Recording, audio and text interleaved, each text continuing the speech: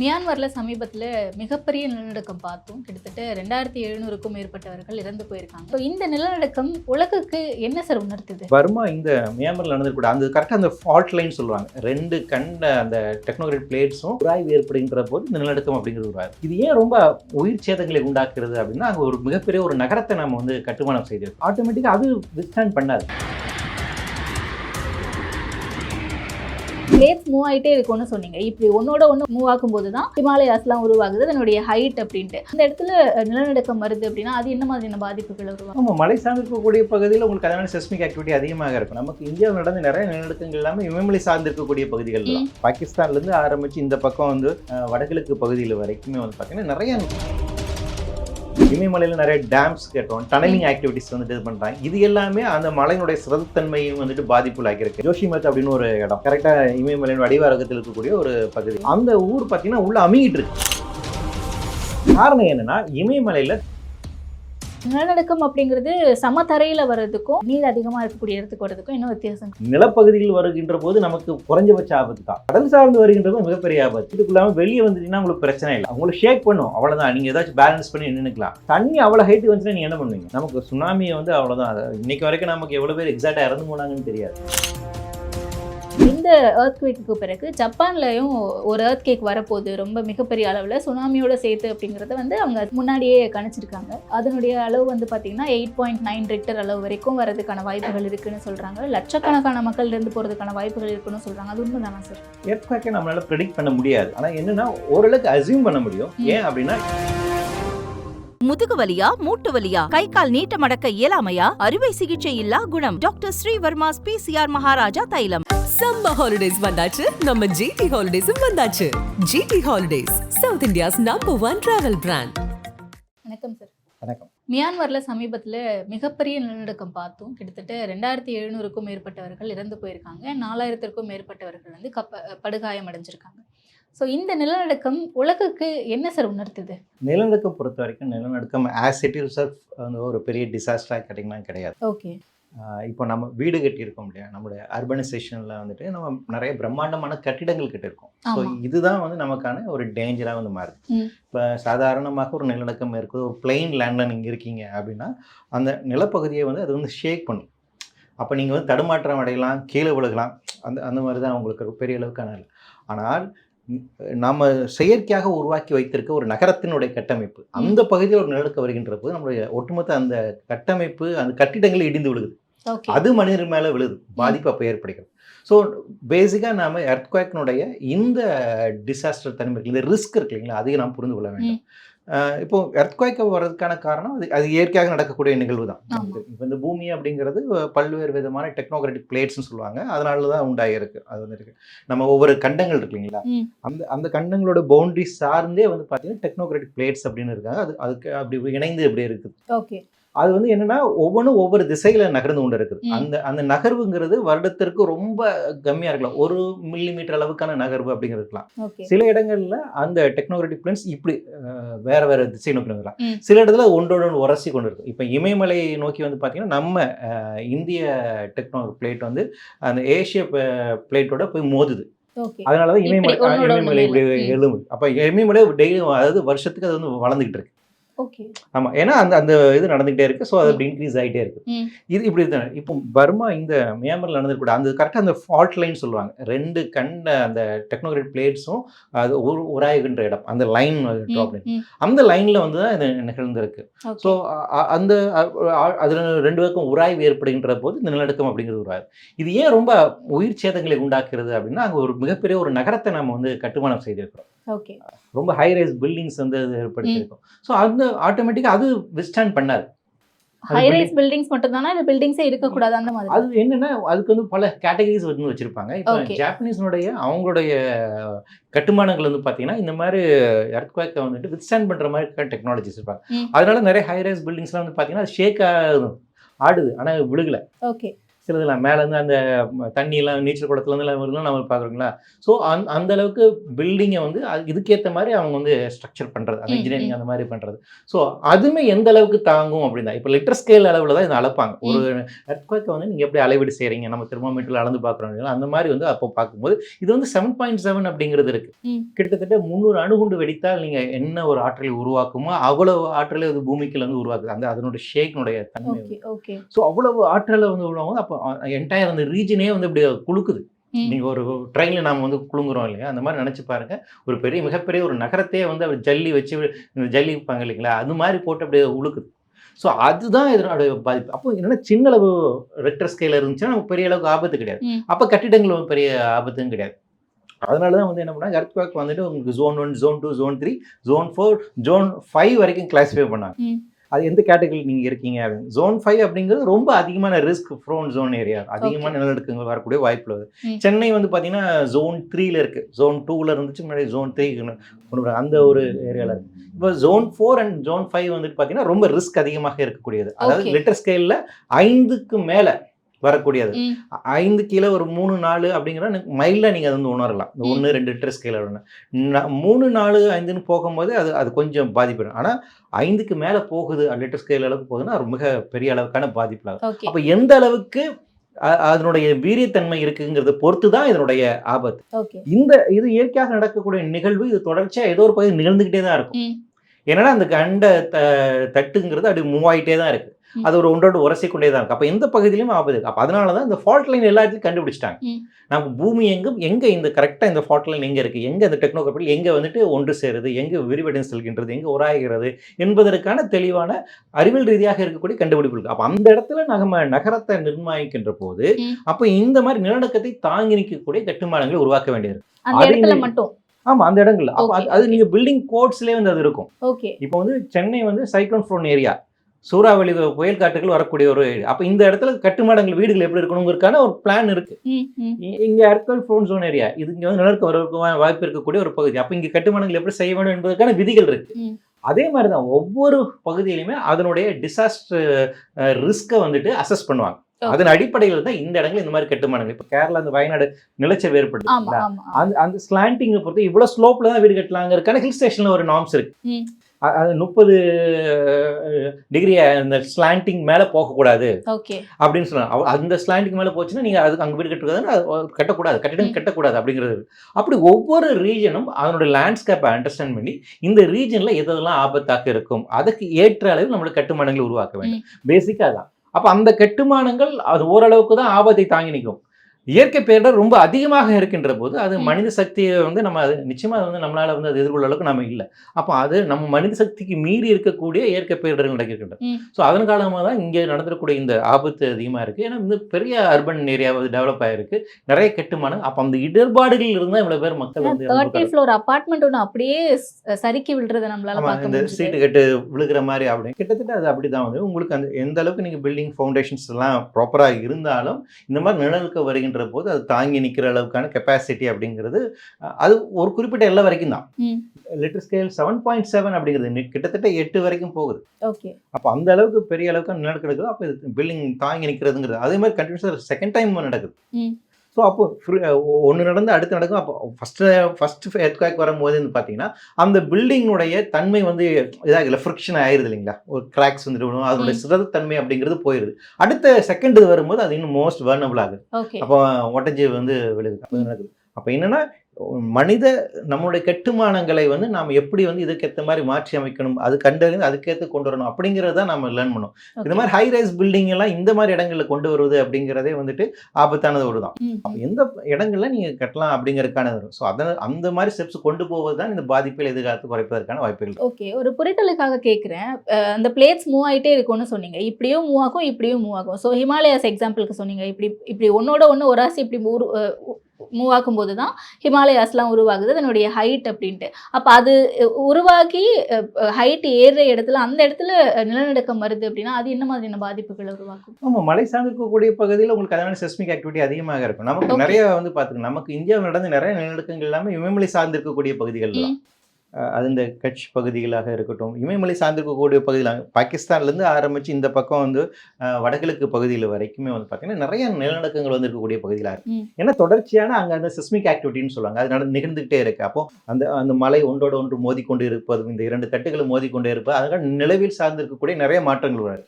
இந்த மாற்றங்களை இன்டியூஸ் பண்ணுற மாதிரி மனித செயல்பாடுகளுமே இருக்குது. நிறைய அங்கே நம்ம டேம்ஸ் கட்டுறோம், இமயமலையில் நிறைய டேம்ஸ் கட்டுறோம், டனலிங் ஆக்டிவிட்டிஸ் வந்துட்டு இது பண்றாங்க. இது எல்லாமே அந்த மலையினுடைய சிரமத்தன்மையும் வந்துட்டு பாதிப்புள்ளாக்கியிருக்கு. இப்போ வந்து ஜோஷிமத் அப்படின்னு ஒரு இடம் கரெக்டா இமயமலையோட அடிவாரத்தில் இருக்கக்கூடிய ஒரு பகுதி. அந்த ஊர் பாத்தீங்கன்னா உள்ள அமுங்கிட்டு இருக்கு, சம்மர்ஜ் ஆயிட்டு இருக்கு, உள்ள போயிட்டு இருக்கு. ஏன் அப்படின்னா அந்த நீர்ல இல்ல, நிலத்திலே ஒரு இடம் உள்ள அமுங்கி பெரிய ஒரு குழி தோண்டி உள்ள ஒரு ஊரே போயிட்டு இருந்தா எப்படி இருக்கும், அப்படி போயிட்டு இருக்கு. உள்ள ஒரு கிராமமே உள்ள அப்படி இறங்கிட்டு இருக்கு. நம்ம வழக்கமே நம்ம ஊர்ல ரோடு வந்து ஹைட் ஆகிட்டே போவாங்க, வீடு உள்ளுக்குள்ள மாதிரி இல்ல, இங்க அப்படி இல்லாம அந்த வீடே உள்ள இறங்கிட்டு இருக்கு, அந்த ஊரே அப்படி உள்ள இறங்கிட்டு இருக்கு. சுப்ரீம் கோர்ட்ல வந்து இப்போ ஒரு கேஸ் பொதுநல வழக்கு இருக்கு, அது விசாரணையில் ஒரு கமிட்டி ஃபார்ம் பண்ணி என்ன பண்றதுன்னு பாக்குறாங்க. காரணம் என்னன்னா இமயமலையில தொடர்ச்சியாக அதனுடைய அமைப்புகளை நம்ம மாற்றி அமைக்கிறோம், நீர் போக்குவரத்தை மாற்றி அமைக்கிறாங்க, டனலிங் ஆக்டிவிட்டிஸ் நிறைய பண்றாங்க, டேம்ஸ் நீங்க இப்ப டேம்ஸ் வந்து ஒரு இடத்துல நீங்க அதிகமா தண்ணி சேர்க்கவும் நீரோட்டத்தை மாற்றிக்கிட்டு போது அது அந்த செஸ்மிக் ஆக்டிவிட்டியை இன்டியூஸ் பண்ணுங்கிறாங்க. நிலவில் சார்ந்து இருக்கக்கூடிய அந்த இதுல மாற்றங்களை அது வந்து இன்டியூஸ் பண்ணும் அப்படிங்கிறாங்க. அப்போ இமயமலையில் நாம செய்திருக்கும் நிறைய இந்த மாதிரி மனித சமூகத்தினுடைய இன்டர்வென்ஷன் காரணமாக பாதிப்பு அதிகமாக இருக்கு. அப்ப இந்திய பகுதிகளில் நிறைய நமக்கு எர்த்குவேக் ப்ரோன்ஸ் ஒரு நேரான இமயமலை சார்ந்திருக்கக்கூடிய பகுதி தான். அது நம்ம அப்ப என்னன்னா இது இயற்கையாக நடக்கக்கூடியது, இயற்கையை அது அந்த பிரச்சனையை தூண்டுகின்ற வேலையை மனித சமூகம் செயல்படுது.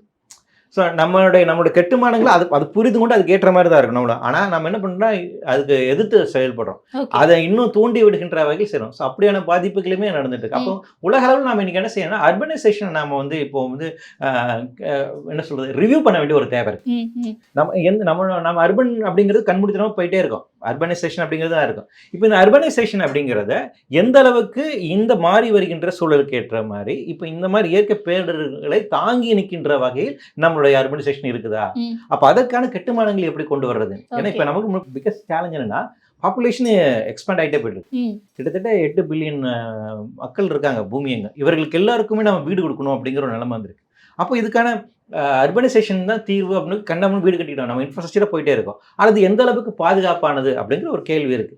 அதுல ஈக்குவல் டிஸ்ட்ரிபியூஷன் இருக்குதாங்கிற ஒரு கேள்வி இருக்கு, சரிசமமாக எல்லாம் வரேன். அப்போ இந்த கேள்விகளை அட்ரஸ் பண்ணி அதுக்கேற்ற மாதிரி கட்டுமானங்கள் வருவதுதான் சரியா இருக்கும். அப்படி இல்லை நம்ம இதை தொடர பண்றோம் அப்படின்னா இந்த மாதிரி இயற்கை பேரிடர்கள் இன்னும் அதிகமான பாதிப்புகளை தான் உண்டாகும். ஓகே, அப்போ நிலநடுக்கம் அப்படிங்கிறது சமதரையில வர்றதுக்கும் இல்லை அந்த ஓஷன் சீ இருக்கக்கூடிய இந்த நீர் அதிகமாக இருக்கக்கூடிய இடத்துக்கு வர்றதுக்கும் என்ன வித்தியாசம் இருக்கு? அது என்னன்னா சுனாமியை இன்டியூஸ் பண்ணும். நமக்கு 2004 சுனாமி வந்துச்சுங்களா, அப்போ அது என்னன்னா நம்ம இந்திய பெருங்கடல் நிலப்பகுதியில் அங்கே கடலுக்குள்ளாகவும் இந்த ஃபால்ட் லைன் அப்படிங்கிறது, அதாவது 2 கண்டங்களுடைய அந்த டெக்னோக்ரைட் பிளேட்ஸ்னுடைய தட்டு அது அந்த இடத்துல இப்படி உராசுது.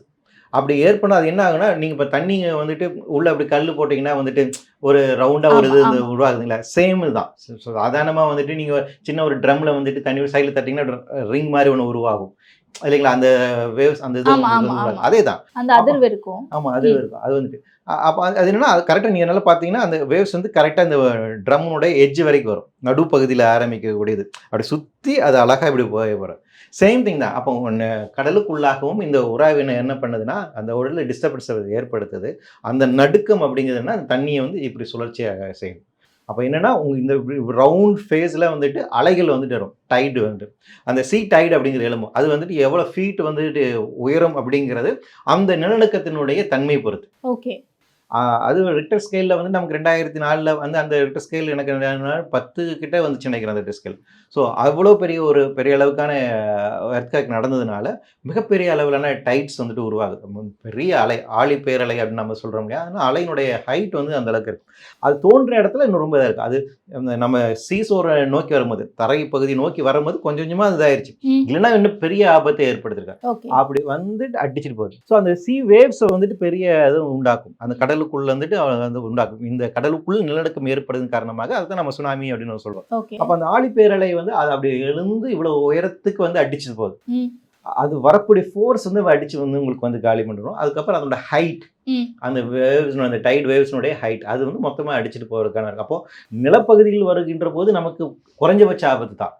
கடல் சார்ந்து வருகின்றது மிகப்பெரிய ஆபத்து. ஏன்னா 2 ஃபோர்ஸ் உங்களுக்கு, தண்ணி மிகப்பெரிய ஃபோர்ஸ் வந்து இங்க நிலப்பகுதியில வச்சு நீங்க சமவெளியில வெளியே வந்துட்டு வீட்டுக்குள்ளாம வெளியே வந்துட்டீங்கன்னா உங்களுக்கு பிரச்சனை இல்லை, உங்களுக்கு ஷேக் பண்ணும் அவ்வளவுதான். நீங்க ஏதாச்சும் பேலன்ஸ் பண்ணி நின்றுக்கலாம். தண்ணி அவ்வளவு ஹைட்டு வந்துச்சுன்னா நீங்க என்ன பண்ணுவீங்க? அது அப்படியே அடிச்சுட்டு போகுது இல்லைங்களா? அந்த தண்ணி அவ்வளவு ஃபோர்ஸை வந்து அப்படி தொட்டிச்சு எடுத்துட்டு போயிருக்கு. நமக்கு சுனாமியை வந்து அவ்வளவுதான். இன்னைக்கு வரைக்கும் நமக்கு எவ்வளவு பேர் எக்ஸாக்டா இறந்து போனாங்கன்னு தெரியாது. அந்த அளவுக்கு மிகப்பெரிய ஒரு பாதிப்பு. அப்படி வந்து என்டையர் அப்படி அடிச்சு தள்ளிட்டு போயிருக்கு. அது என்னன்னா ஃபர்ஸ்ட் வேவ் அண்ட் செகண்ட் வேவ்னு வந்துச்சு. ஒரு டைம் வந்துட்டு அது இன்னொரு டைம் அப்படிங்கிற 2. ஸோ அந்த அப்போ கடலுக்குள்ளாக இந்த நிலநடுக்கம் வருது, அது சுனாமியை உண்டாக்குது அப்படின்னா அது இன்னும் ரொம்ப அசாடாசானது. ஸோ அதுக்கு அது நம்ம எதிர்கொள்வதற்கான நம்மகிட்ட வந்து பெரிய மெக்கானிசம்லாம் ஒன்றும் கிடையாது. அதுக்கு இயற்கையாக இருக்கக்கூடிய அலையாத்தி காடுகள் போன்ற அம்சங்கள் தான் இருக்கு. அந்த வேவ்ஸை வந்துட்டு அதனுடைய அந்த ஃபோர்ஸை வந்துட்டு ரெடியூஸ் பண்ணக்கூடிய தன்மை அப்படிங்கிறது மேங்க்ரூவ் ஃபாரஸ்ட்க்கு இருக்கு, அலையாத்தி காடுகள் இருக்கு.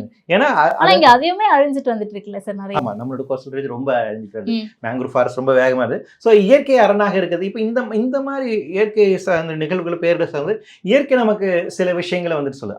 அதை அவதானிப்பதன் மூலமாக நம்ம தடுக்க எடுத்துக்கலாம். இப்போ சுனாமி வந்த போது கூட வந்து பார்த்தீங்கன்னா ஏதோ ஒரு பிரச்சனை உருவாகுதுன்னு பறவைகள்னால வந்துட்டு உணர முடிஞ்சுது, மிருகங்கள்னால வந்துட்டு சில எச்சரிக்கைகள் வந்துட்டு செய்ய முடியும். இன்னும் சொல்லப்போனால் அந்த தீவுகளில், அந்தமான் இந்த தீவுகளில் இருந்து அங்கிருந்து அந்த சென்டினல் பழங்குடிகள் அவர்கள் வந்துட்டு சுனாமி வருவதை வந்துட்டு அவங்களால கணிக்க முடிஞ்சுது. அவங்க வந்து இந்த மாதிரி கடல் உள்வாங்குது அப்படின்னா ஒரு டேஞ்சர் இருக்குன்னு சொல்லிட்டு அவங்க வந்துட்டு ஹைலாண்டுக்கு வந்து போகிறாங்க, டக்குன்னு வராங்க. ஏன்னா தொடர்ச்சியாக அந்த இயற்கையை அவதானிப்பதன் மூலமாக ஏதோ சம் கைண்ட் ஆஃப் டேஞ்சர்ஸ் வருது அப்படிங்கிறது அவதானிக்க முடியுது.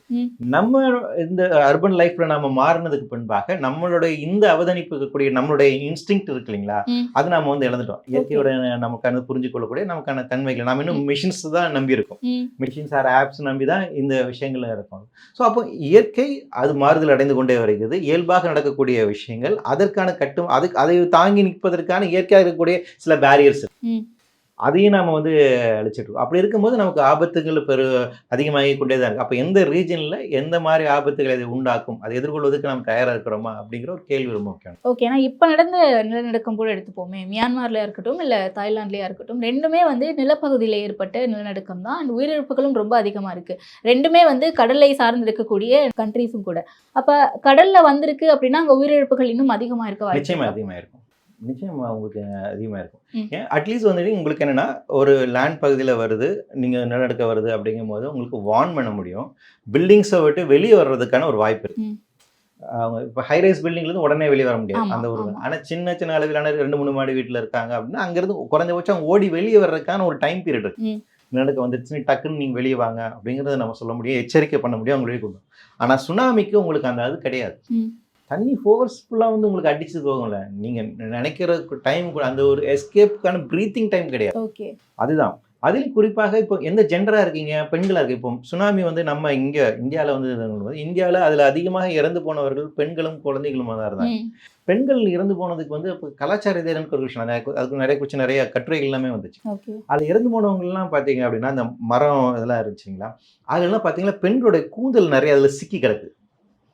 மரத்தோடல இருந்து பார்த்தீங்கன்னா அந்த வேறு கிளைகளெல்லாம் வந்துட்டு என்ன ஆயிருக்குன்னா அது இப்போ உங்கள் கூந்தல் போய் அதில் சிக்கியிருக்கு. ஸோ தண்ணியில் அதெல்லாம் மூழ்கி சாகிறாங்க, அவங்களால எஸ்கேப் ஆக முடியல.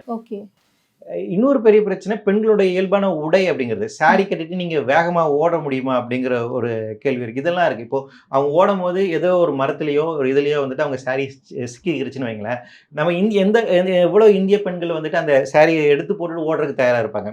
நம்ம இந்த படத்தில் வந்து வச்சுட்டு அந்த ரோபோ வந்து நம்ம சைக்காலஜி இன்னும் அப்படிதான். நிர்வாணம் அப்படிங்கிறது இங்கே ஒரு மிகப்பெரிய ஒரு பிரச்சனைக்குரியதாக இருக்குது, அந்த கலாச்சார ரீதியாக இருக்குது. அப்போ ஒரு இந்த மாதிரி ஒரு டிசாஸ்டர் எமர்ஜென்சின்னு வரும்போது பெண்கள் வந்து எந்த அளவுக்கு அந்த இருப்பாங்க. அப்போ அவங்களோட உடையாக இருக்கட்டும், அவங்களோட முடியாக இருக்கட்டும், அவங்க ஈஸியாக அதில் தப்பிச்சு போக முடியாது. ஸோ சுனாமி டைமில் இது பெண்கள் அதிகமாக இறந்து போவதற்கு இது ஒரு காரணமாக இருந்துச்சு அப்படின்னு நிறைய ஸ்டடீஸ் வந்துட்டு அந்த கலாச்சார இது இருக்கு. ஆமாம், கடற்கரை ஓரங்களில் சேலைகள்லாம் அதிகமாக இருந்த மாதிரி நிறைய எல்லாம் சிக்கிட்டு ஆமாம் இருந்துச்சு. ரெண்டா இப்போ வீட்டுக்குள்ள குழந்தை இருக்கு, வீட்டுக்குள்ள போய் நான் குழந்தைய எடுத்துட்டு நான் வந்துட்டு தப்பிச்சு ஓடணும் அப்படிங்கிற அந்த ஒரு இது இருக்கு இல்லைங்களா, அந்த அந்த அந்த ஒரு ரெஸ்பான்சிபிலிட்டி அப்படிங்கிறது பெண்கள் மீதமா இருக்கு. இல்ல வீட்டுக்குள்ள அந்த சர்டிபிகேட் இருக்கு, இந்த மாதிரி ஆபத்து ரெஸ்பான்சிபிலிட்டிங்கிறத விட அது ஒரு நிர்பந்தமாவே ஆயிடுச்சு. அதை சொல்றேன், அந்த ரெஸ்பான்சிபிலிட்டி அப்படி கட்டமைக்கப்படுது.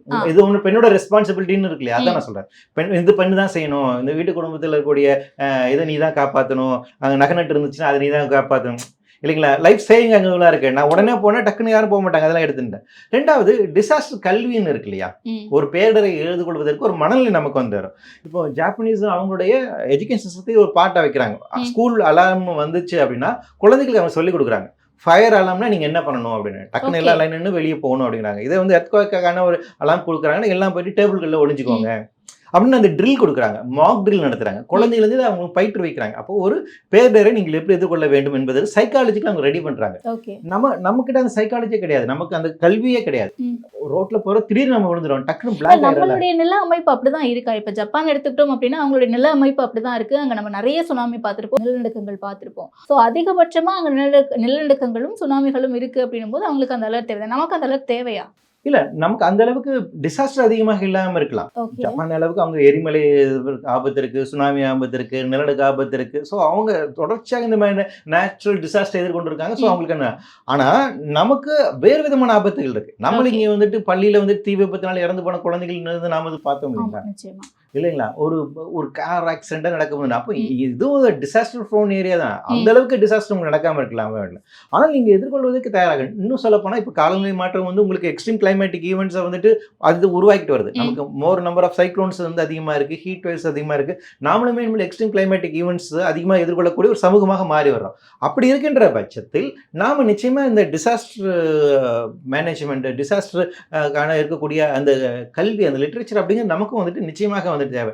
இப்போ ஃபார் எக்ஸாம்பிள் இப்போ நமக்கு கூடங்குளம், கல்பாக்கம் அணு உலை இருக்கு. ஒரு அணு உலை விபத்துல தான் என்ன இருக்கும் அப்படின்னு அந்த மாக் ட்ரில் வந்து கொடுக்கணும் அந்த மக்களுக்கு. ஆனா இன்னைக்கு பெரிய அளவுக்கு பயிற்றுவிக்கப்படாம தான் இருக்காங்க. ஸோ அப்போ இந்த மாதிரி இண்டஸ்ட்ரியிலிருந்து வரக்கூடிய இப்போ போபால் விஷவாயு விபத்து நடந்துச்சு, அமோனியா கேஸ் லீக் நடந்துச்சு. அமோனியா கேஸ் லீக் உடச்சு நடக்கும் போது வந்து பாத்தீங்கன்னா அவங்களுக்கு வார்ன் பண்ணவே இல்லை. அந்த ஃபேக்டரிக்குள்ள வந்துட்டு அந்த அலாம் சிஸ்டம் வேலை செஞ்சிருக்கு. ஃபேக்டரி தொழிலாளர்களுக்குலாம் வெளியே போயிட்டாங்க. ஆனா அருகாமையில் இருக்கக்கூடிய மக்களுக்கு நீங்க வார்ன் பண்ணல.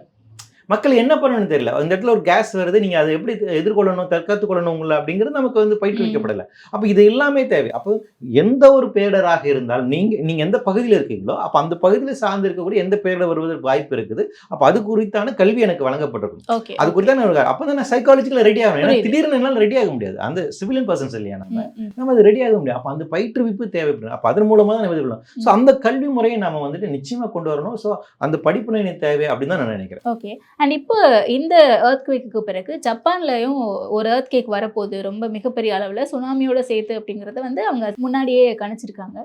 அதனுடைய அளவு வந்து பார்த்தீங்கன்னா 8.9 ரிக்டர் அளவு வரைக்கும் வரதுக்கான வாய்ப்புகள் இருக்குன்னு சொல்றாங்க. லட்சக்கணக்கான மக்கள் இருந்து போறதுக்கான வாய்ப்புகள் இருக்குன்னு சொல்றாங்க. அது உண்மைதானா சார்? எர்த்குவேக்கை நம்மளால ப்ரெடிக்ட் பண்ண முடியாது. பிரச்சனை அதுதான்.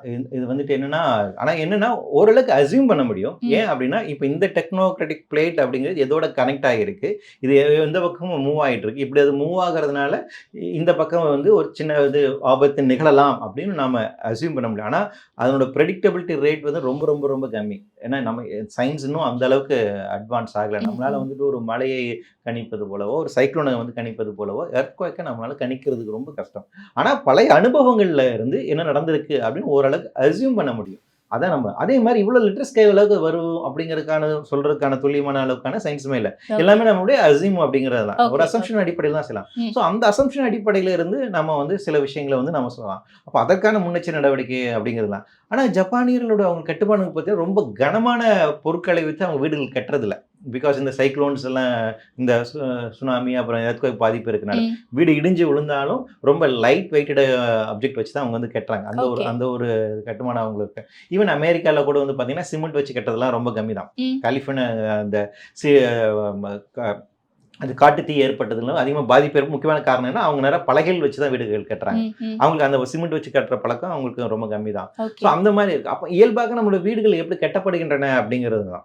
ஸோ அப்போ ஜப்பானியர்கள் பொறுத்தவரை அவங்க இது கொஞ்சம் ரெடியாக இருக்கிறவங்க தான். ஸோ அதனால இது பெரியளவுக்கு உயிர் லாஸ் ஏற்படக்கூடிய உடனடியாக பாதிப்பு ஏற்படுமா அப்படின்னா அது வந்துட்டு நம்ம அவ்வளவு இதில் வந்துட்டு சுலபமாக வந்துட்டு நிச்சயமாக நடந்துடும் நம்ம வந்து சொல்லிட முடியாது. ஆனால் அது வாய்ப்பு ரொம்ப கம்மி தான் அப்படின்னு நினைக்கிறேன். ஓகே, ஸோ இந்தியாவுடைய ஹிஸ்ட்ரி எடுத்துக்கிட்டோம் அப்படின்னா இது வரைக்கும் எந்தெந்த நகரங்கள்ல இல்லை எந்தெந்த மாநிலங்கள்ல வந்து அதிகமான நிலநடுக்கம் வந்திருக்கு? சென்னைக்கு அதனால ஏதாவது பாதிப்புகள் இருந்திருக்கு அதுக்கு முன்னாடி? சென்னையில் வந்து நடந்திருக்கு. சென்னையில் வந்துட்டு எளிதாக வந்து நமக்கு நிலநடுக்கம் ரொம்ப சிறிய அளவிலான ரொம்ப மேஜரான பெரிய ஒரு நடந்திருக்கா அப்படின்னு கேட்டிங்கன்னா இப்போ ரீசன்ட் டைம்ஸில் நமக்கு வந்துட்டு இல்லை. ஆனால் நார்த்தில் நமக்கு வந்துட்டு குஜராத் அந்த கட்ச் பகுதியில் இந்த பகுதியில் வந்துட்டு பெரிய அளவுக்கான இதெல்லாம் வந்து நடக்கு. பீகாரில் நடக்கும் அந்த மாதிரிலாம் வந்துருக்கு. ஸோ இந்த மாதிரி வட இந்தியா சார்ந்திருக்கக்கூடிய பகுதியில் நிறைய இந்த மாதிரி பாதிப்புகள். சவுத்தை கம்பேர் பண்ணும்போது வட இந்தியாவில் தான் அதிகமான பாதிப்பு இருக்குது. சவுத்தில் வந்து நிலநடுக்கங்கள் அதன் ஏற்பட பாதிப்பு அப்படிங்கிறது ரொம்ப ரொம்ப கம்மி தான். ஓகே, ஆனால் சுனாமி அப்படிங்கிறது சவுத்தில் தான். சவுத்தில் வந்து நமக்கு நம்ம கோஸ்டல் ரீஜன் இல்லையா? ஓகே ஓகே, சவுத்தில் நமக்கு வந்துட்டு கோஸ்டல் ரீஜன், அதனால சுனாமி ஆபத்து நமக்கு தான் இருக்கு. ஓகே ஓகே, நார்த்துக்கு வந்து அந்த ஆபத்து கிடையாது. அவங்களுக்கு இமயமலை சார்ந்து இருக்கும் நிலநடுக்கம் அப்படிங்கிறது ஆபத்து இருக்கு. நம்மை பொறுத்த வரைக்கும் நமக்கு இந்த ஆபத்து தான், சுனாமி ஆபத்து இருக்கு. ஓகே ஓகே சார், நிறைய கேள்விகளுக்கு தெளிவான பதில்கள் கொடுத்தீங்க. Thank you sir. முதுகு வலியா மூட்டு வலியா கை கால் நீட்ட மடக்க இயலாமையா அறுவை சிகிச்சை இல்லா குணம் டாக்டர் ஸ்ரீவர்மாஸ் PCR மகாராஜா தைலம். சம்மர் ஹாலிடேஸ் வந்தாச்சு, நம்ம GT ஹாலிடேஸும் வந்தாச்சு. GT holidays, south India's number 1 travel brand.